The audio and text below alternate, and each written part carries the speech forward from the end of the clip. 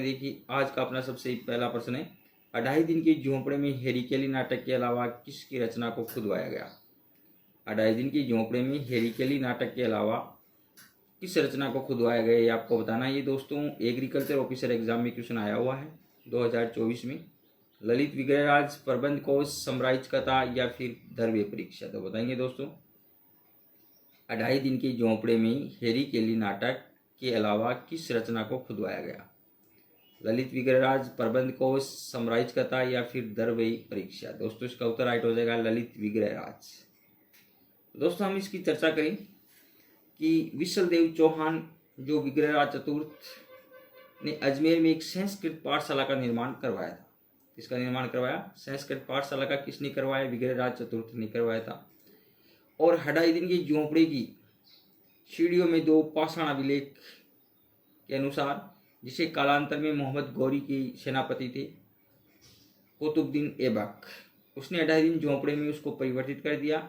यहाँ हेरी केली नाटक के साथ साथ ललित विग्रहराज नाटक की रचना खुदवाई गई है, तो ये आपको ध्यान में रखना है। इसकी हेरी केली नाटक और ललित विग्रहराज की रचना है वो यहाँ पर खुदवाई गई है। नेक्स्ट अपना प्रश्न है, जलालुद्दीन खिलजी ने रणथंभौर पर कब आक्रमण किया।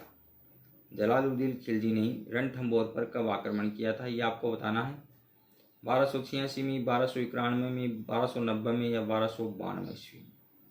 तो बताएंगे जलालुद्दीन खिलजी ने रणथंभौर पर कब आक्रमण किया था। सन 1286, 1291, 1290 या 1292। दोस्तों इसका उत्तर राइट आपका हो जाएगा 1291 में। ये जूनियर इंस्ट्रक्टर एग्जाम 2024 में आया हुआ क्वेश्चन है। दोस्तों अगर हम इनकी बात करें जलालुद्दीन खिलजी की, तो 1291 में रणथंभौर पर उसने आक्रमण किया था, लेकिन इसे पूरी तरह जीतने में असफल रहा। रणथंभौर के शासक हमीर देव ने जलालुद्दीन खिलजी को पराजित किया था। हालांकि बाद में अलाउद्दीन खिलजी ने 1301 पर रणथंभौर पर विजय प्राप्त की थी, ये भी आपको ध्यान रखना है। सबसे 1291 में तो किसने किया था? जलालुद्दीन खिलजी ने रणथंभौर पर आक्रमण किया था, लेकिन वह पूरी तरह से असफल रहा। लेकिन फिर रणथंभौर के शासक थे हमीर देव, उन्होंने जलालुद्दीन खिलजी को क्या कर दिया था? पराजित कर दिया था। हालांकि बाद में अलाउद्दीन खिलजी ने 1301 में रणथंभौर पर विजय प्राप्त कर ली थी, ये भी आपको ध्यान में रखना है। नेक्स्ट हम बात करें तराई का पहला युद्ध कब लड़ा गया। तराई का पहला युद्ध कब लड़ा गया ये आपको बताना है। ये एनिमल अटेंडेंट 2023 एग्जाम में आया हुआ क्वेश्चन है दोस्तों। 1194 AD, 1191, 1192 या फिर 1193। तो बताएंगे दोस्तों इसके बारे में, तराइन का पहला युद्ध कब लड़ा गया। दोस्तों इसका उत्तर राइट हो जाएगा 1191 में। क्या हो जाएगा? 1191 ईस्वी। तराइन का प्रथम युद्ध 1191 ईस्वी पृथ्वीराज के दिल्ली, झांसी, सरस्वती एवं सरिंद के दुर्गों को जीतकर अपने अधिकार में कर लेने के बाद 1190 और 91 में गौरी ने सरहिंद पर अधिकार कर अपनी सेना वहां रख दी और पृथ्वीराज अपने क्षेत्र से आक्रांताओं को भगाने हेतु सरिंद पर आक्रमण करने हेतु बढ़ा। मोहम्मद गौरी अपने विजित क्षेत्र को बचाने हेतु विशाल सेना सहित तराइन के मैदान हरियाणा में आ डटा। तराइन का मैदान कहाँ पर है दोस्तों? हरियाणा में। और दोनों सेनाओं के मध्य 1191 में तराइन का प्रथम युद्ध हुआ, जिसमें दिल्ली के गवर्नर गोविंदराज ने मोहम्मद गौरी को घायल कर दिया। किसने कर दिया था मोहम्मद गौरी को घायल? गोविंदराज ने कर दिया। और तराइन का मैदान कहाँ पर है दोस्तों? हरियाणा के अंदर है, तो ये भी आपको ध्यान में रखना है। प्रथम युद्ध कब हुआ? 1191 ईस्वी के अंदर। नेक्स्ट चलते हैं, अगला क्वेश्चन है दोस्तों, ये RPSC URO एग्जाम में आया हुआ 2022 में क्वेश्चन है। रानी रंगदेवी का ऐतिहासिक जोहर संबंधित था। रानी रंगदेवी का ऐतिहासिक जोहर संबंधित था चित्तौड़गढ़ से, सिवाना से, रणथंभौर से या फिर जालौर से। बताएंगे दोस्तों, रानी रंगदेवी का ऐतिहासिक जोहर किनसे संबंधित था? चित्तौड़गढ़ से, सिवाना से, रणथंभौर से या फिर जालौर से। दोस्तों इसका उत्तर आपका राइट हो जाएगा रणथंभौर से। क्या हो जाएगा? रणथंभौर से। अगर हम इनकी बात करें दोस्तों राणा हमीर देव की, तो अलाउद्दीन ने विद्रोह सैनिक नेता मोहम्मद शाह को यहाँ पर शरण दी थी, इसलिए दिल्ली के सुल्तान अलाउद्दीन खिलजी ने रणथंभौर पर आक्रमण किया और 1301 ईस्वी में अंतिम युद्ध में हमीर चौहान की पराजय हुई। और दुर्ग के अंदर उनकी पत्नी थी रंगदेवी, उसने क्या किया था दोस्तों? जल जोहर किया था। क्या किया था? जल जोहर किया था। तथा सभी राजपूत योद्धा मारे गए और 11 जुलाई 1301 को दुर्ग पर अलाउद्दीन खिलजी का कब्जा हो गया था। तो यह आपको ध्यान रखना है। रंगदेवी ने कौन सा जोहर किया था दोस्तों? जल जोहर किया था। किसकी पत्नी थी? राणा हमीर की पत्नी थी। और कौन से युद्ध के अंदर? तो रणथंभौर युद्ध के अंदर। कब? 1301 ईस्वी में। तो ये आपको ध्यान में रखना है। काफ़ी प्रश्न यहाँ पर बनते हैं, काफ़ी कंपटीशन में एग्जाम में ये क्वेश्चन पूछे गए भी हैं। फिर अगला क्वेश्चन है दोस्तों, पृथ्वीराज चौहान तृतीय के शासनकाल से संबंधित निम्नलिखित में से कौन सा कथन असत्य है? असत्य कथन बताना है दोस्तों पृथ्वीराज चौहान के बारे में। पहला है, पृथ्वीराज तृतीय ने 1182 ईस्वी में महोबा के चंदेली शासक परमालदेव को तुमुल के युद्ध में पराजित किया। परमल्दी देव ने उसको तुमुल के युद्ध में पराजित किया। दूसरा कथन है, तराइन के प्रथम युद्ध 1191 में पृथ्वीराज ने मोहम्मद गौरी को हराया लेकिन उसका पीछा नहीं किया। तीसरा है, तराइन के युद्ध द्वितीय 1192 में पृथ्वीराज की हार हुई और उसे गजनी ले जाया गया और उसे गौरी ने मार डाला। चौथा कथन है, पृथ्वीराज ने संयोगिता को जयचंद की स्वयंवर से अपहरण कर विवाह किया जिसे कन्नौज के साथ उसकी शत्रुता कम हो गई। तो जल्दी से बताएंगे दोस्तों इसका आंसर। दोस्तों सिंपल सा है कि इसका आंसर चौथा हो जाएगा। ये पहला तो बिल्कुल सही है, पृथ्वीराज तृतीय ने 1182 में महोबा के चंदेली शासक परमली देव को तुमुल के युद्ध में पराजित किया था। कौन से युद्ध में? तुमुल के युद्ध में। किस किस के बीच हुआ? पृथ्वीराज चौहान और चंदेल शासक परमली देव। कब? 1182 ईस्वी के अंदर। इसको हम कौन सा युद्ध कहते हैं? तुमुल का युद्ध। ठीक है। और जीत किसकी हुई? पृथ्वीराज की। और महोबा के जो चंदेल शासक थे परमली देव, उसकी पराजय हुई थी। बिल्कुल कई कथन सही है। दूसरा, तराइन का जो प्रथम युद्ध हुआ कब? 1191 में मोहम्मद राज ने मोहम्मद गौरी को हराया लेकिन उसका पीछा उन्होंने नहीं किया पृथ्वीराज ने। और तराइन का दूसरा युद्ध जो हुआ था दोस्तों 1192 ईस्वी में हुआ लेकिन पृथ्वीराज की इसमें हार हो गई थी और गजनी ले जाया गया और उसको मार डाला गया था। लेकिन चौथा कथन है वो गलत है। पृथ्वीराज ने संयोगिता को जयचंद के स्वयंवर से अपहरण कर विवाह किया, इसे कन्नौज के साथ शत्रुता कम हुई। कम नहीं हुई बल्कि दोस्तों क्या बढ़ गई थी? ज़्यादा बढ़ गई थी। आपको ध्यान रखना है। नेक्स्ट है अगला कथन है, प्रश्न है, विग्रहराज चतुर्थ विशलदेव के योगदान के संदर्भ में निम्नलिखित में से कौन सा कथन सही है? विग्रहराज चतुर्थ या विशलदेव के योगदान के संदर्भ में निम्न में से कौन सा कथन सही है, ये आपको बताना है। विशलदेव ने दिल्ली और हंसी पर अधिकार कर शिवालिक स्तंभ का निर्माण करवाया लेकिन साहित्य का संरक्षण नहीं किया। दूसरा, विशलदेव ने हेरिकेल नाटक की रचना की जिसमें अर्जुन और शिव के युद्ध का वर्णन है। तीसरा, विशलदेव ने पुष्कर में वराह मंदिर का निर्माण करवाया था। और विशलदेव ने चालुक्य शासक कुमारपाल को पराजित कर दिल्ली पर अधिकार किया। तो इसमें से कौन सा कथन सही है आपको बताना है। दोस्तों इसमें आपका कथन भी सही है। विशलदेव ने हेरिकेल नाटक की रचना की जिसमें अर्जुन और शिव के युद्ध का वर्णन किया गया है, ये आपको ध्यान में रखना है। और विशलदेव ने हेरिकेल नाटक लिखा था जिसमें अर्जुन शिव का वर्णन है। विशलदेव साहित्य प्रेमी था।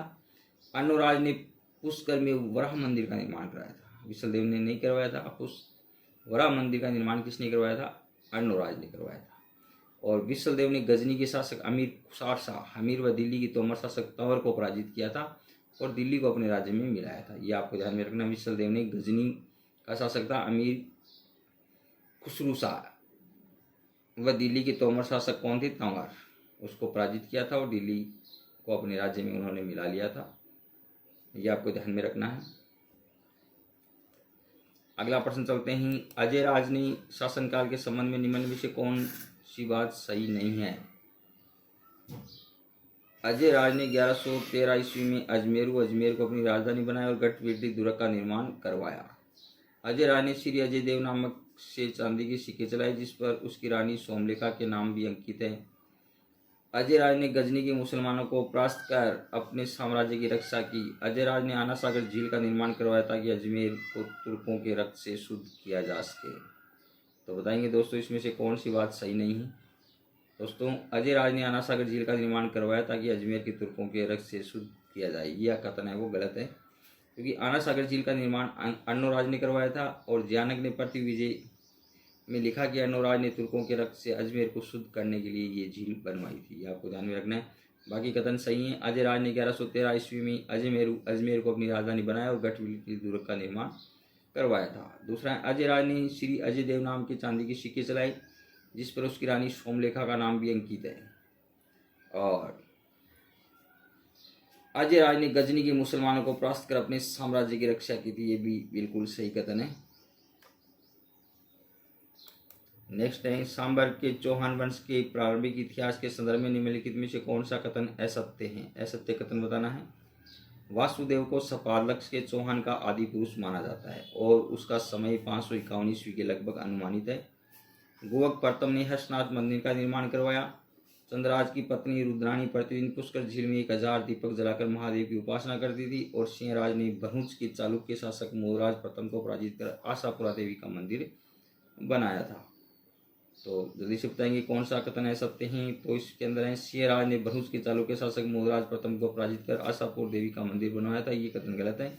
भरूच शासक चालुक्य शासक मोदराज प्रथम को विग्रहादित्य ने पराजित किया तो आशापुर देवी का मंदिर बनाया था, नहीं कि सिंहराज ने बनाया था। बाकी सही है। वासुदेव को सपालक से चौहान का आदि पुरुष माना जाता है और उसका समय 551 के लगभग अनुमानित है। दूसरा है गोवक प्रथम ने हर्षनाथ मंदिर का निर्माण करवाया था, ये भी सही है। और चंद्रराज की पत्नी रुद्राणी प्रतिदिन पुष्कर झील में 1000 दीपक जलाकर महादेव की उपासना करती थी, ये भी बिल्कुल सही कथन है। नेक्स्ट अपना प्रश्न है चौहान वंश की उत्पत्ति के संबंध में निम्नलिखित में से कौन सा मत पृथ्वीराज रासोमोहन और नैसी और सूर्यमल मिश्रण द्वारा समर्थित है?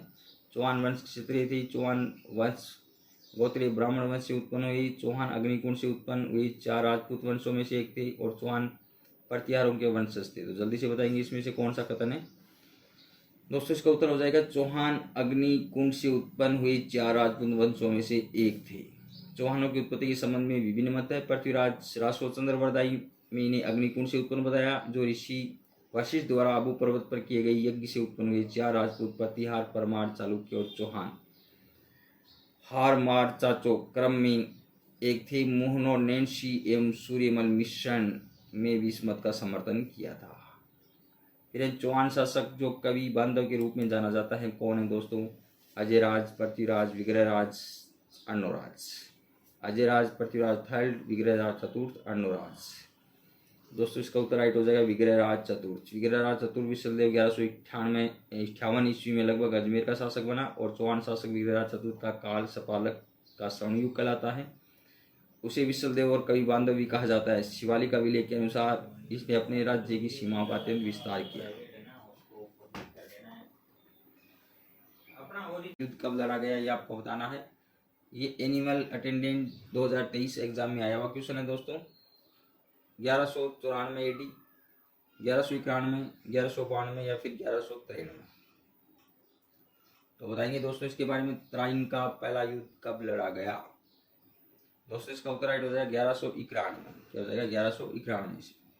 त्राइन का प्रथम युद्ध 1191 ईस्वी पृथ्वीराज के दिल्ली, हांसी, सरस्वती एवं सरिंद के दुर्गों को जीतकर अपने अधिकार में कर लेने के बाद 1190 और 91 में गौरी ने सरहिंद पर अधिकार कर अपनी सेना वहां रख दी और पृथ्वीराज अपने क्षेत्र से आक्रांताओं को भगाने हेतु सरिंद पर आक्रमण करने हेतु बढ़ा। मोहम्मद गौरी अपने विजित क्षेत्र को बचाने हेतु विशाल सेना सहित त्राइन के मैदान हरियाणा में मैदान में आ डटा। त्राइन का मैदान कहाँ पर है दोस्तों? हरियाणा में।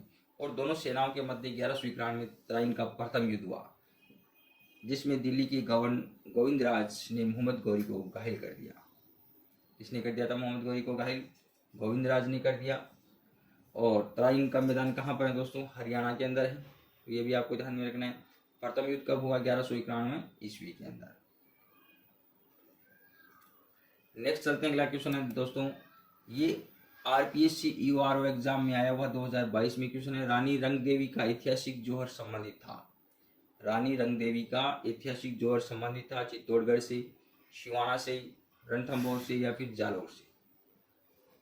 बताएंगे दोस्तों। रानी रंगदेवी का ऐतिहासिक जोहर किनसे संबंधित था? चित्तौड़गढ़ से, सिवाना से, रणथंभौर से या फिर जालौर से? दोस्तों इसका उत्तर आपका राइट हो जाएगा रणथंभौर से। क्या हो जाएगा? रणथंभौर से। अगर हम इनकी बात करें दोस्तों राणा हमीर देवी, तो अलाउद्दीन ने विद्रोह सैनिक नेता मोहम्मद शाह को यहाँ पर शरण दी थी, इसलिए दिल्ली के सुल्तान अलाउद्दीन खिलजी ने रणथंभौर पर आक्रमण किया और 1301 ईस्वी में अंतिम युद्ध में हमीर चौहान की पराजय हुई और दुर्ग के अंदर उनकी पत्नी थी रंगदेवी उसने क्या किया था दोस्तों, जल जोहर किया था। क्या किया था, जल जोहर किया था तथा सभी राजपूत योद्धा मारे गए और 11 जुलाई 1301 को दुर्ग पर अलाउद्दीन खिलजी का कब्जा हो गया था। तो यह आपको ध्यान रखना है। रंगदेवी ने कौन सा जोहर किया था दोस्तों, जल जोहर किया था। किसकी पत्नी थी, राणा हमीर की पत्नी थी। और कौन से युद्ध के अंदर, तो रणथंबोर युद्ध के अंदर, कब, 1301 ईस्वी में। ये आपको ध्यान में रखना है। काफी प्रश्न यहाँ पर बनते हैं, काफी कंपटीशन में एग्जाम में ये क्वेश्चन पूछे गए भी हैं। फिर अगला क्वेश्चन है दोस्तों, पृथ्वीराज चौहान तृतीय के शासन काल से संबंधित निम्नलिखित में से कौन सा कथन असत्य है। असत्य कथन बताना है दोस्तों पृथ्वीराज चौहान के बारे में। पहला है, पृथ्वीराज तृतीय ने 1182 ईस्वी में महोबा के चंदेली शासक परमालदेव को तुमुल के युद्ध में पराजित किया। परमल्दी देव ने उसको तुमुल के युद्ध में पराजित किया। दूसरा कथन है, तराइन के प्रथम युद्ध 1191 में पृथ्वीराज ने मोहम्मद गौरी को हराया लेकिन उसका पीछा नहीं किया। तीसरा, तराइन के युद्ध द्वितीय 1192 में पृथ्वीराज की हार हुई और उसे गजनी ले जाया गया और उसे गौरी ने मार डाला। चौथा कथन है, पृथ्वीराज ने शिवगीता को जयचंद के स्वयंवर से अपहरण कर विवाह किया जिसे कन्नौज के साथ उसकी शत्रुता कम हो गई। तो जल्दी से बताएंगे दोस्तों इसका आंसर। दोस्तों सिंपल सा है कि इसका आंसर चौथा हो जाएगा। कि पहला तो बिल्कुल सही है, पृथ्वीराज तृतीय ने 1182 में महोबा के चंदेली शासक परमली देव को तुमुल के युद्ध में पराजित किया था। कौन से युद्ध में, तुमुल के युद्ध में। किस किस के बीच हुआ, पृथ्वीराज चौहान और चंदेल शासक परमली देव। कब, 1182 ईस्वी के अंदर। इसको हम कौन सा युद्ध कहते हैं, तुमुल का युद्ध। ठीक है। और जीत किसकी हुई, पृथ्वीराज की। और महोबा के जो चंदेल शासक थे परमली देव, उसकी पराजय हुई थी। बिल्कुल कई कथन सही है। दूसरा, तराइन का जो प्रथम युद्ध हुआ कब, 1191 में मोहम्मद राज ने मोहम्मद गौरी को हराया लेकिन उसका पीछा उन्होंने नहीं किया पृथ्वीराज ने। और तराइन का दूसरा युद्ध जो हुआ था दोस्तों 1192 ईस्वी में हुआ लेकिन पृथ्वीराज की इसमें हार हो गई थी और गजनी ले जाया गया और उसको मार डाला गया था। लेकिन चौथा कथन है वो गलत है। पृथ्वीराज ने शिवगीता को जयचंद के स्वयंवर से अपहरण कर विवाह किया, इसे कन्नौज के साथ शत्रुता कम हुई। कम नहीं हुई बल्कि दोस्तों क्या बढ़ गई थी, ज्यादा बढ़ गई थी। आपको ध्यान रखना है। नेक्स्ट है, अगला कथन है, प्रश्न है, विग्रहराज चतुर्थ विशलदेव के योगदान के संदर्भ में निम्नलिखित में से कौन सा कथन सही है। विग्रहराज चतुर्थ या विशलदेव के योगदान के संदर्भ में निम्न में से कौन सा कथन सही है, ये आपको बताना है। विशलदेव ने दिल्ली और हंसी पर अधिकार कर शिवालिक स्तंभ का निर्माण करवाया लेकिन साहित्य का संरक्षण नहीं किया। दूसरा, विशलदेव ने हेरिकेल नाटक की रचना की जिसमें अर्जुन और शिव के युद्ध का वर्णन है।